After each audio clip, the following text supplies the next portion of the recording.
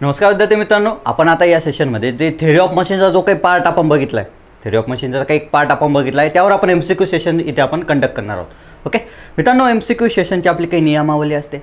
Direct solution पाहायचं नाही, video pause करायचा, आपलं जे काही क्वेश्चन आहे तो वाचायचा, त्याचं जे काही ऑप्शन आहे ते नीट वाचायचे, नाही आलं परत वाचायचं, काही ते आपल्याला घाई करायची नाही आहे. काहीतरी आन्सर घेऊन तुम्ही उभं राहायचं, मग व्हिडिओ पुढे कंटिन्यू करायचा. आन्सर सांगायला बी आहेच इथे, पण तुमचं स्वतःचं काहीतरी एक आन्सर असलं पाहिजे. ओके, आठवलं नाही काही वेगळं काही असं झालं असेल तर काय करायचं मित्रांनो, परत व्हिडिओ तुमच्या काही नोट्स असतील, आपला काही जे काही व्हिडिओ असेल त्या रिलेटेड टॉपिकचे, तो व्हिडिओ परत ओपन करा, तिथे तो टॉपिक बघा, परत इकडे. ओके मित्रांनो, डायरेक्ट सोल्युशन पाहू नका, यात तुमचाच तोटा असणार आहे. ओके मित्रांनो, क्वेश्चन सॉल्व कसा करायचा, एलिमिनेशन अप्रोच कसा असला पाहिजे, या सगळ्या गोष्टी आपल्याला इथून बघायच्या आहे. ओके, नॉलेज प्लस ट्रेनिंग या दोघी गोष्टी आपल्याला इथे कव्हर अप करायच्या आहे.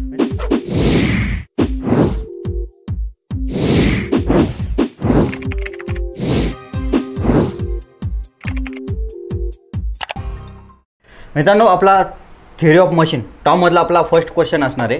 तर तो क्वेश्चन असा आहे की the radial follower is one which, म्हणजे मित्रांनो रॅडियल फॉलोअरची डेफिनेशन विचारलेली. तर रॅडियल फॉलोअर काय असतो मित्रांनो, रॅडियल फॉलोअरची डायग्राम आपण बघितली. ओके, रॅडियल फॉलोअरची डायग्राम कशी मित्रांनो, हा जो फिक्स पॉईंट आहे याच्यातून माझा फॉलोअर पास होतो. हा जो फिक्स पॉईंट आहे त्याचा ॲक्सेस आणि याचा ॲक्सेस मित्रांनो काय कॉन्साइड करतो, म्हणून याला रॅडियल फॉलोअर म्हणतात. आणि हे बाजूला असलं, हा फिक्स पॉईंट असा बाजूला असला तर त्याला काय म्हणायचं, ऑफसेट फॉलोअर. त्याला काय म्हणायचं मित्रांनो, ऑफसेट फॉलोअर. ओके मित्रांनो, आता रॅडियल फॉलोअरची डेफिनेशन काय होणार, रेसिप्रोकेट्स इन द गाईड्स.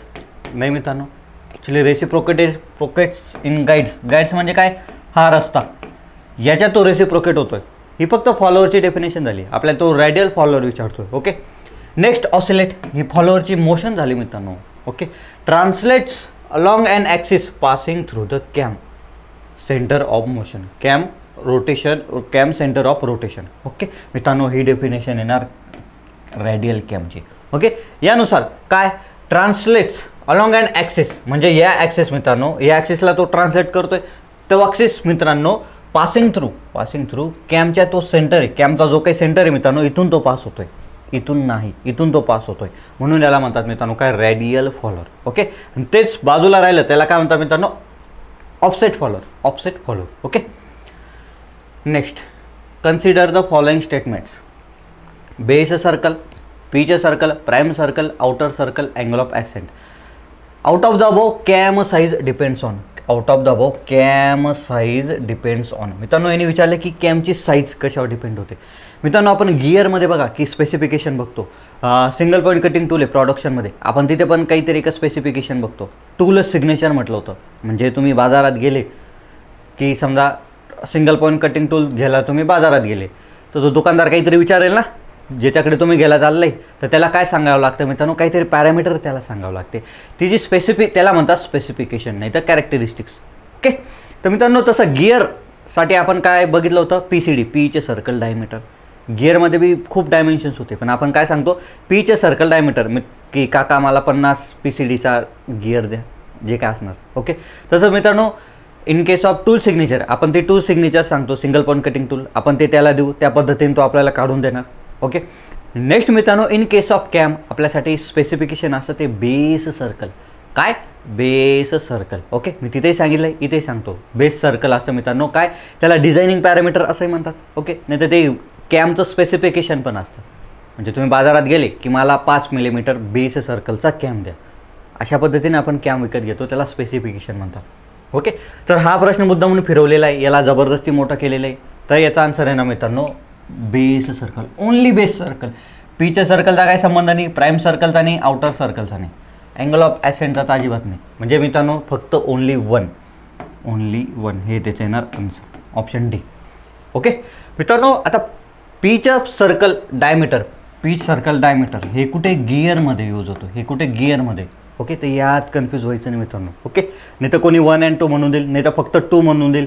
हा ऑप्शन म्हणूनच आहे मित्रांनो, कशासाठी, गंडवण्यासाठी, तुम्हाला फसवण्यासाठी. इथे ऑप्शन 2 मुद्दा म्हणून त्यांनी ते टाकलेला आहे. पहिलाच ऑप्शन टाकता तुम्ही म्हणाले यार बेस सर्कल नाही, PCD आपण ऐकलेले गिअरमध्ये, तसं काही नसतं मित्रांनो. Okay, in case of cam हे एक्सेप्शन आहे की बेस सर्कल आपला काय डिझायनिंग पॅरामीटर असणार.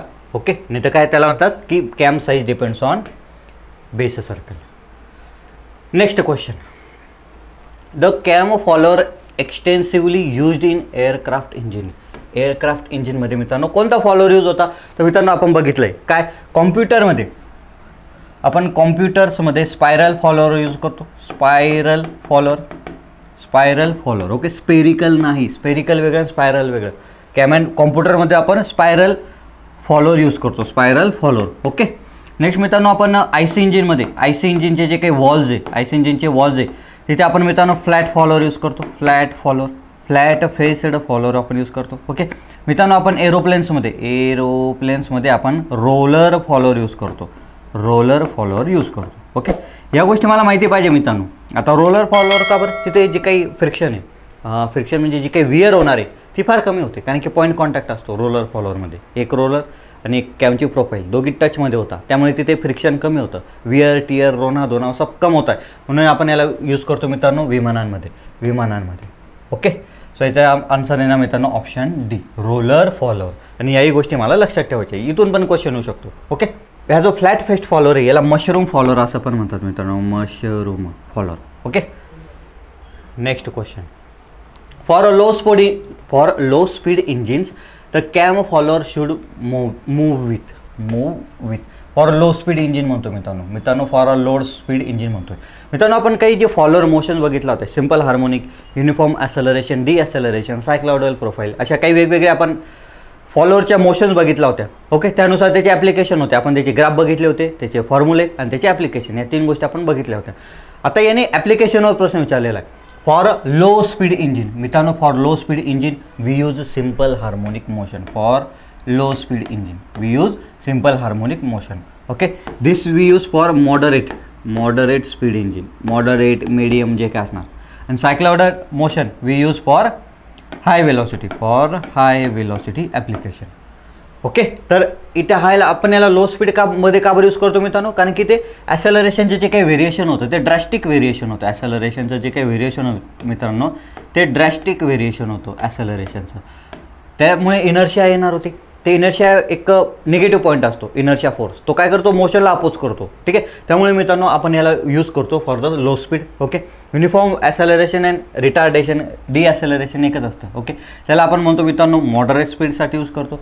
आणि नेक्स्ट आहे सायक्लॉइडल मोशन, वी यूज फॉर दिस काय हाय वेलॉसिटी आपण सायक्लॉइडल मोशन यूज करतो ओके.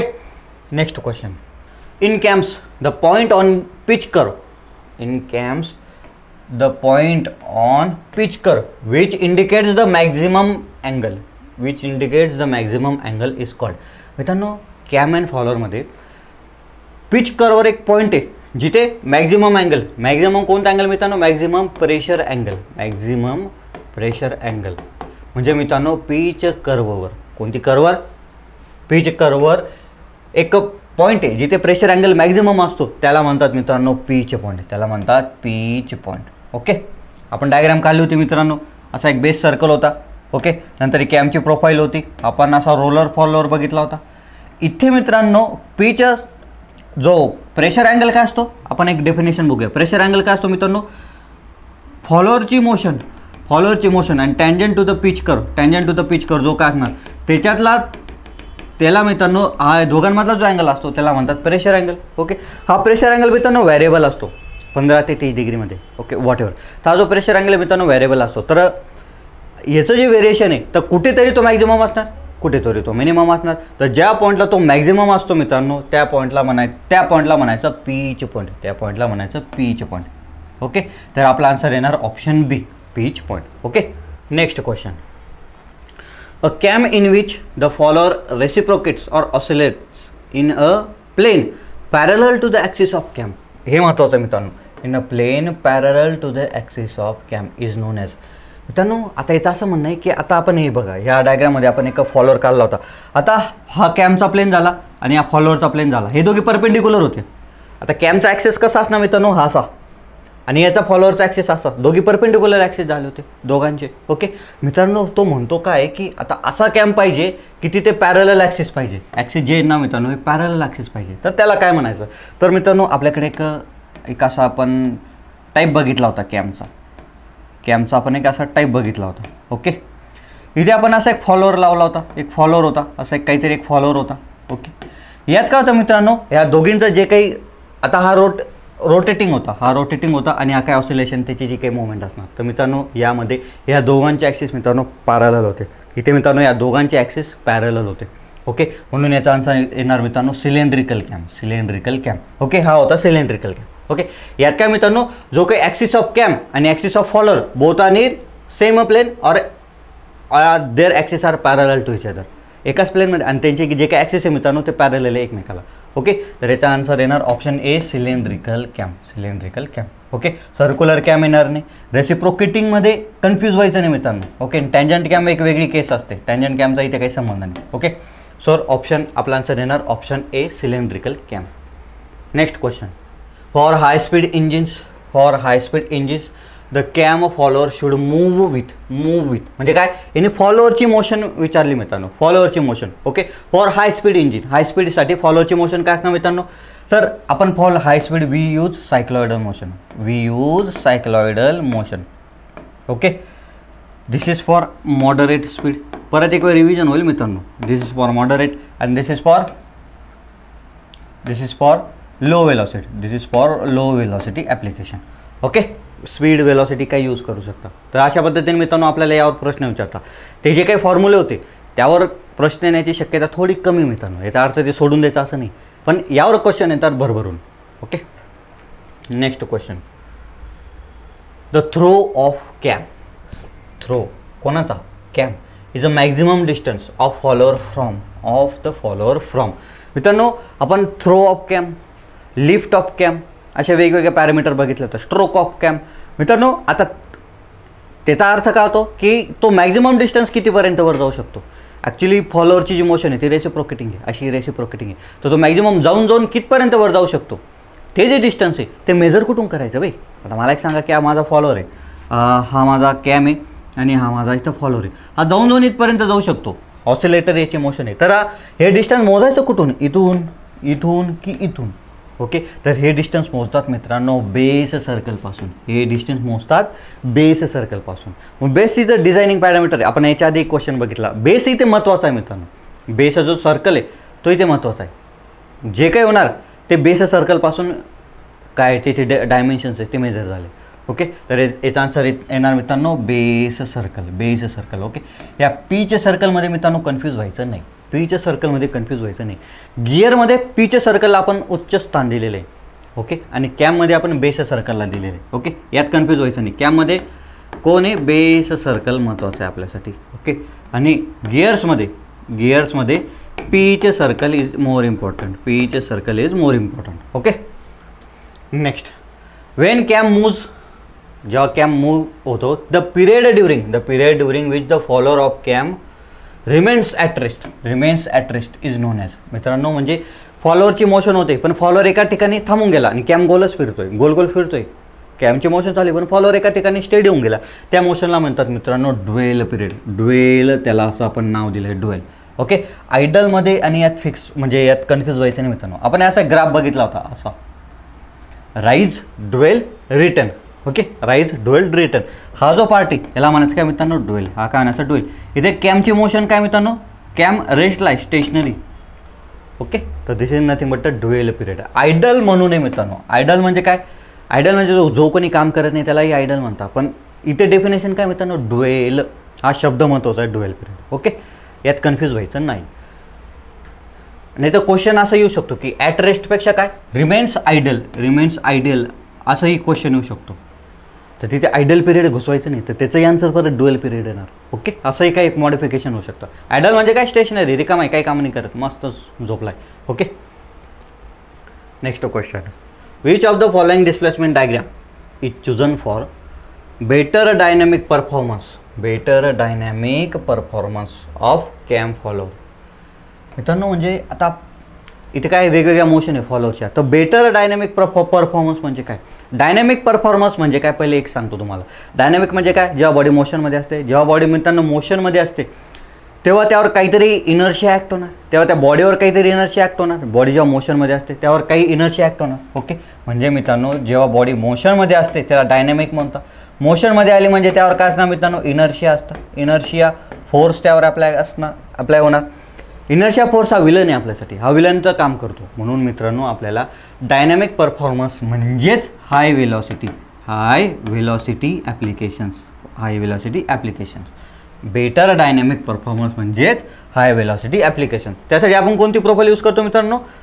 सायक्लॉइडल मोशन. त्यासाठी आपण सायक्लॉइडल मोशन यूज करतो. ओके. फॉर असं मी म्हणू शकतो की जिथे dynamic performance is not the criterion, म्हणजे जिथे डायनॅमिक परफॉर्मन्स चांगलाच नसला तरी चालून जातं, अशा ठिकाणी मी काय यूज करणार मित्रांनो? सिम्पल हार्मोनिक मोशन, कारण की it is mainly use for low velocity application. Okay.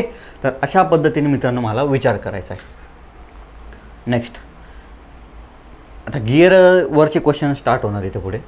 तर to compare to spur gears, helical gears म्हणजे मित्रांनो हेलिकल आणि स्पर गिअरमधलं आपल्याला त्यांनी त्यावर तो काहीतरी डिफरन्शिएट करणार, त्यावर त्यांनी आपल्याला प्रश्न विचारला आहे. First, run more smoothly. Okay. Run with more vibrations and noise, consume more power, run exactly alike. नाही मित्रांनो, आता आपण काय बघितलं होतं मित्रांनो? स्पर गिअर काय होता? त्याचे जे काही दात आहे ते ॲक्सिस जो काही शाफ्ट आहे त्याच्या पॅरलल होते. आणि हेलिकल गिअर काय होता मित्रांनो? त्याचे जे काही दात आहे ते इन्क्लाइन होते, ते असे इन्क्लाइन होते. ठीक आहे. तर मित्रांनो आता ह्याचा फायदा काय झाला? इथे डायरेक्ट लाईन कॉन्टॅक्ट होता. इथे काय होतं मित्रांनो? लाईन कॉन्टॅक्ट होता. इकडे काय होतं मित्रांनो? Contact zero. म्हणजे कॉन्टॅक्ट कसा होता? इथे पॉईंट, मग तो लाईनमध्ये कन्वर्ट झाला, मग तो परत पॉईंटमध्ये कन्वर्ट झाला. Okay.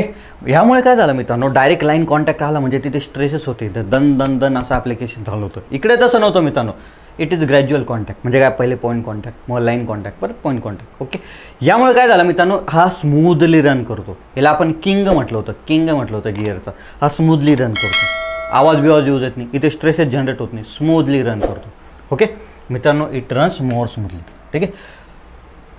Run with more vibrations नाही मित्रांनो, कारण की ते काय आहे? जो काही कॉन्टॅक्ट आहे मित्रांनो हा ग्रॅज्युअल कॉन्टॅक्ट आहे. हा काय मित्रांनो? ग्रॅज्युअल कॉन्टॅक्ट आहे. त्यामुळे हा स्मूथली रन करतो म्हणजेच काय? तिथे व्हायब्रेशन काही नाही. कंझ्युम मोर पॉवर तर नाही मित्रांनो, कारण की याची इफिशियन्सी जास्त असते, तर पॉवर कसं काय जास्ती कंझ्युम करणार? ओके. रन एक्झॅक्टली नाही, कारण की दातांचे ओरिएंटेशनच वेगळे, ते एक्झॅक्टली तो कसं काय रन करणार? Okay. So this is about spur gear आणि हा होता आपला हेलिकल गिअर. ओके. समजा हेलिकल गिअरवर काय असतं मित्रांनो? थ्रस्ट असतो. तो थ्रस्ट फोर्स अवॉइड करण्यासाठी आपण काय करतो? डबल हेलिकल गिअर यूज करतो. ते एका ॲपेक्सला जॉईन झाले तर त्याला म्हणायचं हेरिंगबोन गिअर, आणि समजा ॲपेक्सला नसेल असं असेल तर त्याला काय म्हणायचं मित्रांनो? Double helical gear. ओके. अशा पद्धतीने आपण शिकलो होतो मित्रांनो हेलिकल गिअरविषयी. नेक्स्ट क्वेश्चन बघूया.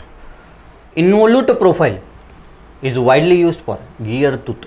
आता इन्व्होल्यूट प्रोफाईल आहे ना मित्रांनो, ही खूप ठिकाणी यूज होती. Involute profile is widely use for gear tooth because कशासाठी मित्रांनो? आपण दोन प्रोफाईल बघितले, एक इन्व्होल्यूट आणि सायक्लॉइडल, दोघांचा डिफरन्स पण बघितला आहे.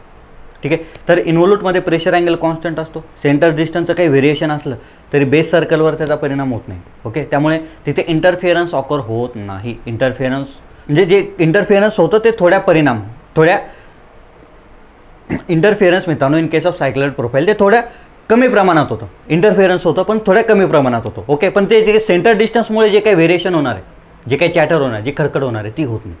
ओके. पण इंटरफिअरन्स थोड्या का प्रमाणात होतं. पण सायक्लॉइडलमध्ये तसं नव्हतं मित्रांनो, तिथे इंटरफिअरन्स होतच नाही. पण जे सेंटर डिस्टन्स बिघडलं तर तिथे चॅटर होते सायक्लॉइडलमध्ये. ओके. तर कोणाचा चांगला पॉईंट आणि कोणाचा वाईट पॉईंट हे दोघे आपण त्या डिफरन्शिएशनमध्ये पण आपण लिहिलं होतं. ओके. तर इन्व्होल्यूटचा चांगला पॉईंट काय मित्रांनो? तिथे सेंटर डिस्टन्स व्हॅरी झालं तर काही फरक पडत नाही, पण तिथे काही प्रमाणात काय होणार? इंटरफिअरन्स होतो. सायक्लॉइडलमध्ये तसं नव्हतं मित्रांनो, तिथे सेंटर डिस्टन्स व्हॅरी झालं की लगेच चॅटर होतं, पण इंटरफिअरन्स इथे होत नाही. ह्या एका नाण्याच्या दोन बाजू दोघांविषयी. ठीक आहे. तर मित्रांनो इन्व्होल्यूट प्रोफाईल आता तो यूज का बरं करतो आपण मॅक्झिमम ठिकाणी? तर फर्स्ट पॉईंट आहे pressure angle remains constant. Statement बरोबर आहे. प्रेशर अँगल कॉन्स्टंट असतो मित्रांनो कुठे? इन्व्होल्यूट प्रोफाईलमध्ये. Face and flank form a continuous curve. Yes मित्रांनो, आपण इन्व्होल्यूट प्रोफाईल अशी काढली होती, याला इन्व्होल्यूट प्रोफाईल म्हणतात. ओके. आणि सायक्लॉइडल प्रोफाईल अशी होती. ओके. इकडे काय झालं मित्रांनो? दोन वेगवेगळ्या प्रोफाईल आहे, एपिसायक्लॉइड आणि हायपोसायक्लॉइड. दोन वेगळ्या प्रोफाईल आहे आणि त्या इथून हा एपिसायक्लॉइड झाला समजा आणि हा हायपोसायक्लॉइड. ओके मित्रांनो, इथे दोन म्हणजे हेट्रोजिनियस टीथ असंही मी याला म्हटलं होतं, कारण की इथे दोन प्रोफाईल आहे. इथे ही सिंगल आहे, युनिफॉर्म आहे. ओके. सो फेस, आता हा फेसचा पार्ट झाला, हा फ्लँक झाला, हा फेस झाला, हा फ्लँक झाला. Okay, face and flank form a continuous curve. आता इथे कंटिन्युअस कर्व फॉर्म होते, चांगली गोष्ट आहे. ओके, इकडे डिसकंटिन्युअस कर्व झाली तिथे पहिली गोष्ट तर मॅन्युफॅक्चरिंगचा म्हणजे एक्सपेन्सिव्ह मॅन्युफॅक्चरिंग असायची. ठीक आहे. दुसरी गोष्ट इथे डायनॅमिक फोर्सेस, थोडं जरी इनॅक्युरसी आली तर लगेच इथे डायनॅमिक फोर्सेस येणार, इनर्शिया फोर्सेस येणार. Okay, involute rack has straight sided tooth. Involute rack has straight sided tooth. Okay, हे स्टेटमेंट मित्रांनो सॅटिस्फाय म्हणजे करेक्ट आहे ते स्टेटमेंट, असं म्हणत नाही की चुकीचं आहे, पण याचा काही संबंध नाही. ओके, पण हे दोघी करेक्ट आहे म्हणून आपलं इथे मोस्ट प्रॉबेबल करेक्ट आन्सर येणार option D, all of the above. All of the above. Okay, the standard value of addendum is. मित्रांनो यांनी काय विचारलं की ॲडेंडमची स्टँडर्ड व्हॅल्यू काय असणार, तर ॲडेंडमची स्टँडर्ड व्हॅल्यू असते मित्रांनो 1 मॉड्यूल, 1 इंटू मॉड्यूल. ओके, ही ॲडेंडमची व्हॅल्यू असते. ॲडेंडम म्हणजे काय मित्रांनो, असा एक गिअरचा तूत असतो. ओके, हा पीस सर्कल, हे जे डिस्टन्स असणार याला म्हणायचं ॲडेंडम आणि हे जे डिस्टन्स आहे त्याला म्हणायचं डिडेंडम. ओके, तर ॲडेंडमची स्टँडर्ड व्हॅल्यू असते काय मित्रांनो 1 मॉड्यूल, डिडेंडमची स्टँडर्ड व्हॅल्यू असते 1.157 टाइम्स मॉड्यूल. ओके, आणि क्लिअरन्स काय असतो मित्रांनो, क्लिअरन्स काय असतो डिडेंडम मायनस ॲडेंडम म्हणजे किती 0.157 टाइम्स मॉड्यूल, याला म्हणतात मित्रांनो काय क्लिअरन्स. ओके, तर मॉड्यूल काय असतो D/T, PCD upon number of teeth, याला म्हणतात मॉड्यूल. मॉड्यूलला आपण डिनोट करतो स्मॉल एमने. ओके, या स्टँडर्ड व्हॅल्यू मित्रांनो मला लक्षात ठेवणं गरजेचं आहे, यावर क्वेश्चन येऊ शकता. अजून आपण एक गोष्ट इथे शिकलो होतो की काय addendum is bigger than dedendum is bigger than addendum, म्हणजे डिडेंडम मोठा आहे, तुम्हीच बघा ना, डिडेंडम मोठा आहे आणि ॲडेंडम थोडा छोटा आहे. ओके, हेही आपल्याला हे लक्षात ठेवायचं आहे. Next question, what is the term use in gear arrangement to define the amount by which tooth space exceeds the thickness on a gear engaging tooth. याने काय म्हटलं मित्रांनो, tooth space exceeds the thickness. Okay मित्रांनो, आपण हे बघा अशी एक डायग्राम काढली होती. ओके, अशी एक डायग्राम काढली होती. आता ही जी स्पेस आहे मित्रांनो अलॉंग पिच लाईन, हे जे डिस्टन्स असणार याला मी म्हटलं होतं मित्रांनो टूथ स्पेस, दोन टूथ मधली ती जागा आहे त्याला म्हटलं होतं टूथ स्पेस. ओके, आणि हे जे डिस्टन्स आहे याला म्हटलं होतं मी टूथची थिकनेस अलॉंग पीच सर्कल वर आपण हे मोजलं होतं. ठीक आहे, आपण इथे मोजू शकतो, पण आपण काय म्हटलं आहे इथे डेफिनेशन काय आपली की distance between the two adjacent teeth. Okay, along the pitch circle, along the pitch circle, along circumference of pitch circle. याची डेफिनेशन, हे कशाची डेफिनेशन होणार टूथ स्पेसची. ओके मित्रांनो, मग आपण काय केलं, हा एक वरून एक टीथ घेतला, हा असा एक वरून दुसरा टीथ घेतला, कारण की हा इथे एंगेजिंग टूथ म्हटलेले, आता इथे एंगेजमेंट होते. ओके, तर काय झालं मित्रांनो, ही त्याची टूथ थिकनेस झाली, ही त्याची टूथ थिकनेस झाली. ओके, आणि ही काय झाली पूर्ण टूथ स्पेस. तर हे जे डिस्टन्स दिसतंय मित्रांनो, हे जे डिस्टन्स दिसते मित्रांनो आपल्याला इथे एवढं जे डिस्टन्स आहे याला म्हणतात मित्रांनो बॅकलॅश, याला म्हणतात बॅकलॅश. हे कशासाठी देतो आता मित्रांनो, समजा उन्हाळा आहे, उन्हाळ्यामध्ये टेम्परेचर जास्ती, तर टूथ काय होणार मित्रांनो, ते मेटलने बनलेलं आहे तर ते काय एक्सपांड होणार, आणि हिवाळ्यामध्ये ते कॉन्ट्रॅक्ट होणार. तर जे एक्सपान्शन आहे ना मित्रांनो ते अवॉइड करण्यासाठी, कारण की हा मध्ये गेला ना एक्सपांड झाला तर कारण ते जॅमिंग होऊन जाणार, परत चालूच होणार नाही. ओके, तर मित्रांनो ते अवॉइड करण्यासाठी आपण काय करतो, थोडासा क्लिअरन्स ठेवतो, थोडा काहीतरी क्लिअरन्स ठेवतो. तो clearance is nothing but the backlash. Okay, तो डिस्टन्स कोणता असतो मित्रांनो, हे डिस्टन्स म्हणजे टूथ स्पेस मधून हा जो एंगेजिंग टूथ आहे दुसरा, त्याची टूथ थिकनेस. ओके, म्हणजे टूथ स्पेस एवढी आणि ही टूथ स्पेस एवढी आणि हा वरून मी टूथ टाकला तर एवढी जी जागा रिकामी दिसते मला, एवढी जी जागा रिकामी दिसते, this is nothing but the backlash. Okay, तर बॅकलॅशचा फॉर्म्युला काय होता मित्रांनो, backlash is equal to tooth space minus tooth thickness. Okay, along pitch circle. Okay, along pitch circle. This is nothing but the definition of backlash. Okay, इथे pitch error, हे run out, हे lead कुठे असतं, हे warm wheel मध्ये असतं. Okay, त्याचा answer येणार बॅकलॅश. नेक्स्ट क्वेश्चन, आणि याला हे बॅकलॅश आहे मित्रांनो, याला इंटरव्ह्यूमध्ये ब्लॅकलॅश म्हणू नका, आपलं इम्प्रेशन घाण पडतं, बॅकलॅश आहे. Okay, next question, in a gear train in which the excess of shafts over which the gears are mounted move relative to the fixed axis is called. म्हणजे काय रे मित्रांनो, आता आपण एक गिअर ट्रेन बघितली होती मित्रांनो. आता गिअर ट्रेनचा प्रश्न, अशी गिअर ट्रेन होती. ओके. आणि इथं आपण आता काय केलं होतं, इथे एक लिव्हर, एक आर्म असं मध्ये घुसवलं होते. ओके. याची मुवमेंट कशी होते, हा गिअर स्टेशनरी, हा आर्म गोल फिरतो, हा गोल फिरता फिरता यालाही गोल घेऊन फिरतो. ओके. म्हणजे याची पोझिशन 2 कशी येणार, अशी समजा याची अशी पोझिशन 2 येणार, हा असा फिरता फिरता याला असं गोल घेऊन फिरतो. आणि आता हा गिअर कॉन्स्टंट आहे. ओके. त्यांनी इथेच हे विचारले की काय ॲक्सिस ऑफ शाफ्ट. आता हा इथे एक शाफ्ट आहे, आता इथे एक शाफ्ट आहे. ओके. याचा ॲक्सिस आणि याचा ॲक्सिस. आता मित्रांनो समजा साधी गिअर ट्रेन असली ना, साधी गिअर ट्रेन असली त्या दोघांचे ॲक्सिस फिरत नाही, ॲक्सिस स्टेशनरी. रिव्हर्टेड घ्या, कंपाऊंड घ्या, काय जे काही ते सिम्पल, दोघांचे ॲक्सिस कॉन्स्टंट आहे. ॲक्सिस नाही आलं, ते गिअर फिरू द्या पण ॲक्सिस तिथे ते. पण मित्रांनो इथे काय होतं, ॲक्सिस फिरतो. आता हा ॲक्सिस इकडून इकडे गेला. दोघे ॲक्सिसमध्ये काय मित्रांनो रिलेटिव्ह मोशन आहे, दोघे ॲक्सिसमध्ये रिलेटिव्ह मोशन आहे. तर मित्रांनो हे तेच तो विचारतो आहे की रिलेटिव्ह, दोघे ॲक्सिस एकमेकाच्या रिलेटिव्हमध्ये कुठे फिरतात, तर ते मित्रांनो एपिसायक्लिक गिअर ट्रेनमध्ये. तर ते फिरतात एपिसायक्लिक गिअर ट्रेनमध्ये. ओके. तर मित्रांनो एपिसायक्लिक म्हणजे काय, एपी म्हणजे काय आउटर साईडला, आणि सायक्लिक म्हणजे काय फिरणे, आउटर साईडला फिरणे, म्हणून याला म्हणतात एपिसायक्लिक गिअर ट्रेन. ओके. इथे एक आर्म आपण मध्ये घुसवलेला आहे. ओके. आर्म कुठेच नाही, फक्त इथे. त्यामुळे काय होतं मित्रांनो, हा एक गिअर दुसऱ्या गिअरच्या अवतीभोवती फिरतो असा त्याच्या सर्कम्फरन्सला. इकडे तसं नाही मित्रांनो, दोघे एकमेकाला धरून फिरत आहे, पण हा याच्यावर नाही फिरत आहे, दोघी असेच असणार. या दोघे ॲक्सेसमध्ये रिलेटिव्ह मोशन नाही आहे, इथे आहे. ओके. तर याचा आन्सर आहे ना मित्रांनो ऑप्शन सी, एपिसायक्लिक गिअर ट्रेन. मित्रांनो हे या क्वेश्चनचं आन्सर येण्यासाठी मला टोटल एपिसायक्लिक नीट समजणं महत्त्वाचं आहे.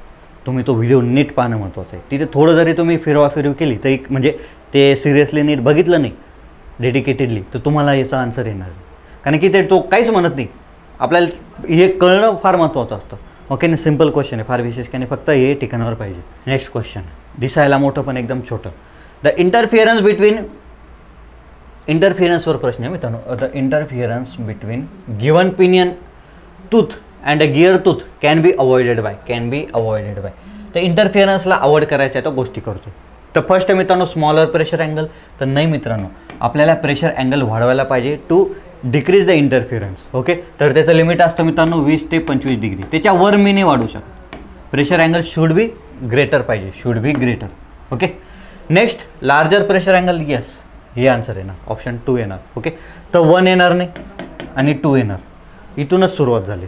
आता next third, less number of teeth, less number of teeth, number of teeth on the gear for a pinion which pre defined number of teeth. मित्रांनो आपण असं एक म्हटलं की नंबर ऑफ टीथ जास्ती पाहिजे. ओके. नंबर ऑफ टीथ जास्ती पाहिजे, त्यामुळे काय होतं मित्रांनो कॉन्टॅक्ट रेशो कमी होतो. नंबर ऑफ टीथ जर कधी जास्त असले त्यामुळे काय होतं मित्रांनो कॉन्टॅक्ट रेशो कमी होतो आणि इंटरफेअर ते कमी वेळासाठी एकमेकाच्या कॉन्टॅक्टमध्ये. 2 वैरी समोरासमोर आलेच नाही तर त्यांच्यात भांडणच होणार नाही. सही आहे ना. ते समोरासमोर येऊनच गेले जास्त वेळेसाठी तर हायच आमरी तुमरी. तर मित्रांनो नंबर ऑफ टीथ वाढवले तर काय होतं मित्रांनो कॉन्टॅक्ट रेशो कमी होतो. कॉन्टॅक्ट रेशो काय होतं मित्रांनो कमी होतो. ते कमी वेळासाठी एकमेकाच्या कॉन्टॅक्टमध्ये येतात, कमी वेळासाठी येतात. त्यामुळे मित्रांनो आपण इंटरफिअरन्स अवॉइड करतो, इंटरफिअरन्स आपण अवॉइड करतो. ओके.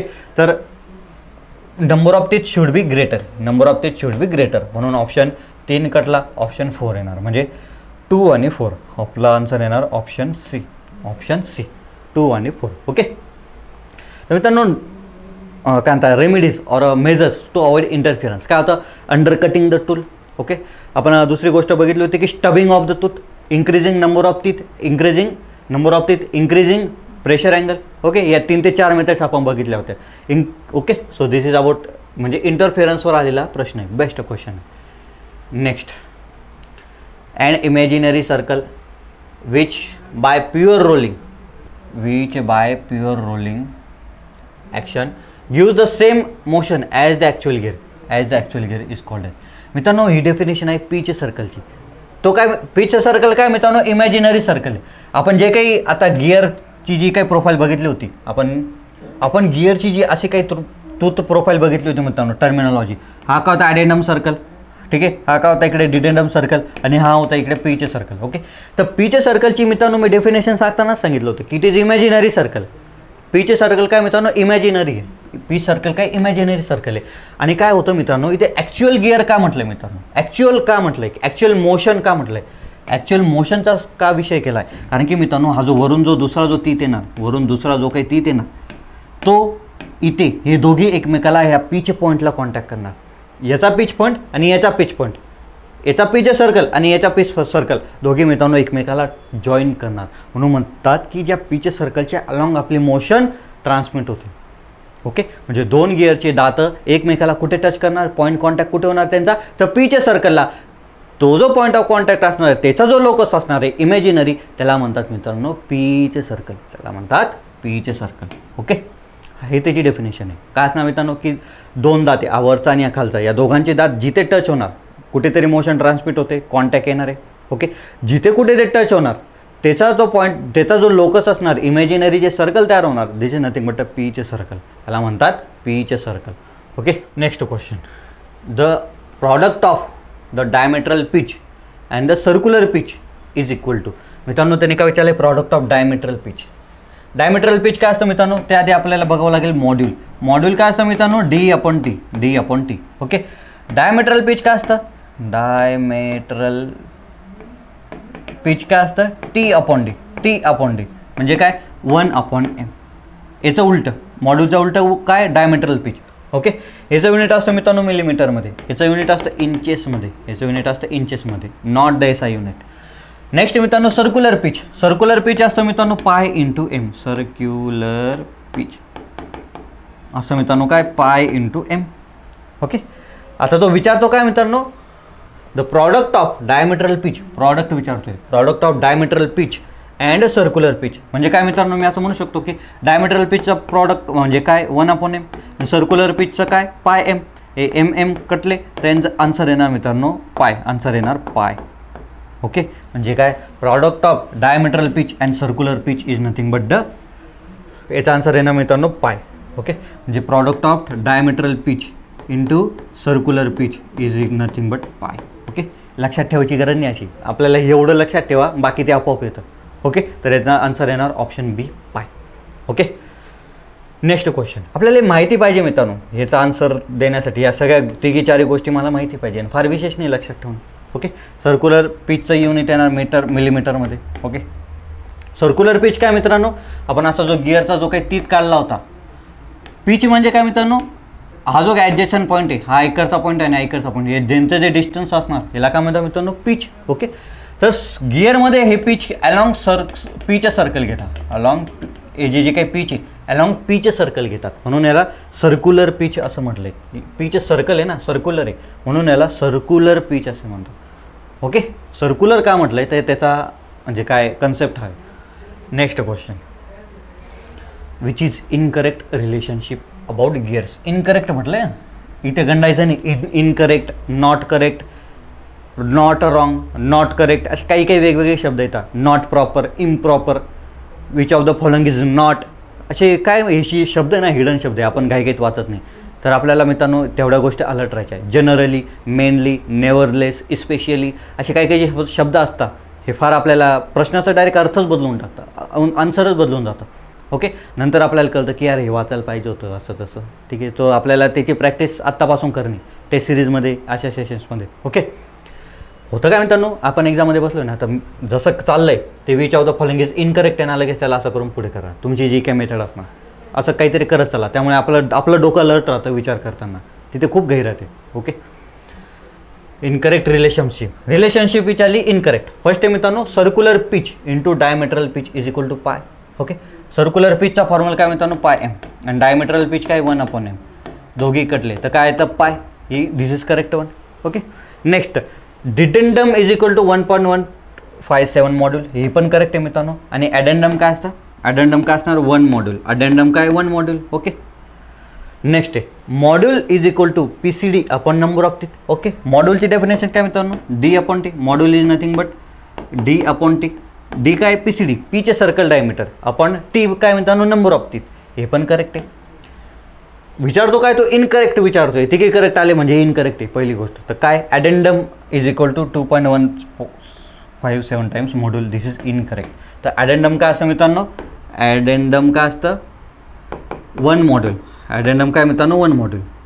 ॲडेंडम मित्रांनो छोटं असतं डिडेंडमपेक्षा, आपण इथून पण ॲनालिसिस करू शकतो. ओके, आणि dedendum minus addendum is nothing but clearance. तर क्लिअरन्स काय येणार 0.157 टाइम्स मॉड्यूल. ओके, तर हे करेक्ट स्टेटमेंट आपला आन्सर येणार हे असणार आपलं आन्सर. ओके, कारण त्याने विचारलं काय incorrect. Next question. In a gear train where the axis of gears have motion are called. आता जस्ट आपण क्वेश्चन बघितलं मित्रांनो. ॲक्सिस ऑफ गिअर्स मित्रांनो जे काही ॲक्सिस, आता हा गिअरचा ॲक्सिस आहे, हा दुसरा गिअरचा ॲक्सिस आहे. आता हे मित्रांनो simple gear train, compound gear train जे काय असणार वेगवेगळ्या गिअर ट्रेन्स ते फिक्स असतात.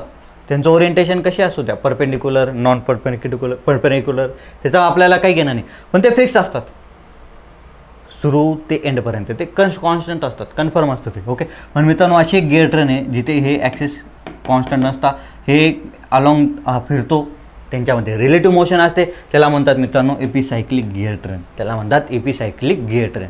Okay, there is relative motion between axis of the gears. त्याला म्हणायचं मित्रांनो काय, epicyclic gear train. Okay, epi म्हणजे काय, बाहेरून, सायक्लिक म्हणजे काय, फिरणे. Next question. A simple gear train has 3 gear wheels. First gear has 20 teeth. Okay, the second gear has 10 teeth.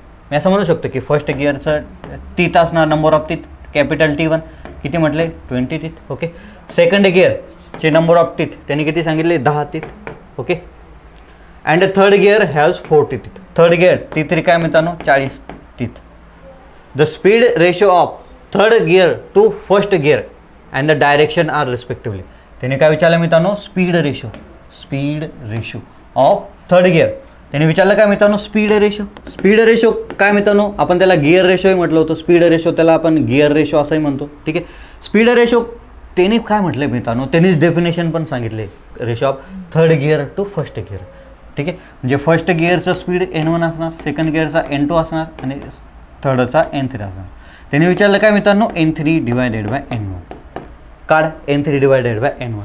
Okay, आणि याने काय म्हटलं मित्रांनो, सिंपल गिअर ट्रेन सांगितले. एकूण एक शब्द महत्त्वाचा आहे मित्रांनो, प्रत्येक गोष्टीवरून आपल्याला डाटा कळत जातो. सिंपल गिअर ट्रेन आहे म्हणजे काय, त्याचे जे इंटरमिडिएट गिअर्स आहे त्याचा स्पीड रेशोमध्ये काही संबंध नाही, पहिला आणि शेवटचा यातच काय होणार, तो खेळ यातच होणार. ओके, तर मित्रांनो आता N3/N1 मी असं म्हणू शकतो की T1/T3 हे आपण बघितलेलं आहे की स्पीड रेशो ऑफ ड्रिवन. आता N3 काय मित्रांनो, ड्रिवन आहे आणि हा ड्रायव्हर आहे. ओके, तर स्पीड रेशो म्हणजे हा 1/G झाला. ओके, तर speed of driven upon speed of driver is equal to number of teeth of driver upon driven. Okay, म्हणजे अपोजिट रिलेशन आहे मित्रांनो, इन्व्हर्स रिलेशन आहे, असं तिथेही लिहून दिलं होतं, इन्व्हर्स रिलेशन आहे. फक्त एवढं जर लक्षात राहिलं की N3/N1 मला एक माहिती इन्व्हर्स रिलेशन आहे आणि इंटरमिडिएटचा काही फरक नाही पडणार, कारण की सिंपल गिअर ट्रेन आहे, तर मी डायरेक्ट हे लिहून टाकणार. ओके, तर काय हा रेशो मला विचारला आहे काय, तर T1 काय मित्रांनो 20 आणि T3 काय 40. तर हे काय ना मित्रांनो 1/2. तर आन्सर काय मित्रांनो आपलं 1/2. हा जो रेशो आहे ना, speed ratio, it is nothing but 1/2. Okay, आणि त्याने नेक्स्ट काय विचारलं मित्रांनो, डायरेक्शन रिस्पेक्टिव्हली. तर डायरेक्शन कशी, क्लॉकवाईज अँटी क्लॉकवाईज. आता पहिला क्लॉकवाईज फिरतोय तर सेकंडची डायरेक्शन कशी असणार. तर मित्रांनो जेव्हा आपण एक नोट पॉईंट बघितला होता काय, जेव्हा इव्हन नंबर ऑफ टीथ असणार तेव्हा डायरेक्शन मित्रांनो अपोजिट असते, नाही तर काय डिफरंट पण म्हणू शकतो, डिफरंट असते. ओके, जेव्हा मित्रांनो ऑड नंबर ऑफ टीथ असणार, तेव्हा डायरेक्शन सेम असते, even number of intermediate gears असले तर अपोजिट डायरेक्शन असणार. Odd number of intermediate gears असले तर काय असणार मित्रांनो, इथे डायरेक्शन सेम असणार. ती कशी काय, हा इनपुट आहे. ओके, हा इंटरमिडिएट गिअर झाला आणि हा आउटपुट आहे. ओके, आता हा ऑड आहे, एक काय ऑड संख्या आहे. तर मित्रांनो जेव्हा ऑड असेल तर हा क्लॉकवाईज फिरणार, हा अँटी क्लॉकवाईज फिरणार आणि हा मित्रांनो क्लॉकवाईज फिरणार. त्या दोघांची मोशन सेम आहे. ओके, मित्रांनो आणखी एक गिअरमध्ये घालून दिला तर काय होणार, तर या दोघांची मोशन डिफरंट होणार. मोशन म्हणजे काय, सर्क्युलर मोशन जे काय रोटेशन. तर मित्रांनो आता इथे number of gears, number of intermediate किती आहे, एकच इंटरमिडिएट गिअर आहे. तर मित्रांनो इथे जी काय मोशन असणार ती सेम असणार. एक काय मित्रांनो ऑड आहे, तर काय 1/2 आणि सेम डायरेक्शन, हे माझं आन्सर आहे. ओके, तर याने मित्रांनो किती गोष्टी आपल्याकडनं त्यांनी विचारलेल्या आहे, किती नॉलेज त्यांनी चेक केलं. पहिली गोष्ट तर सिंपल गिअर ट्रेन आहे, त्याच्यातून मला एक कळतं की इंटरमिडिएट गिअर आहे त्याचा आणि त्याच्याशी काही घेणं नाही, एकाच शाफ्टवर एकच गिअर आहे, सिंपल गिअर ट्रेन. 3 तिथे गिअर्स त्याने माउंट केलेले. ओके, मग पहिला तीत, दुसरा तीत, तिसऱ्यांचे काय त्यांनी दातं देऊन दिले आणि विचारतो काय स्पीड रेशो त्याची डेफिनेशन पण त्यांनी सांगितली स्पीड रेशोची काय N3/N1. मला एक माहिती की इन्व्हर्स रेशो असतो, इन्व्हर्स रिलेशन असतं. तर N3/N1ला मी काय केलं मित्रांनो T1/T3 लिहिलं, इन्व्हर्स रिलेशन आहे आणि इंटरमिडिएटचा काही संबंधच नाही ते, कारण की सिम्पल गिअर आहे. ओके, त्यानुसार मित्रांनो मी व्हॅल्यू पुट केली. आणि आणखी तो काय विचारतो मित्रांनो डायरेक्शन पण सांग, सेम आहे की अपोजिट आहे. तर काय even number of intermediate gear असलं तर डायरेक्शन काय असणार अपोजिट, आणि odd number of intermediate gear असले 1, 3, 5, 7, 9 त्याला तेव्हा काय असणार मित्रांनो सेम रिव्होल्युशन, सेम डायरेक्शन असणार. ओके.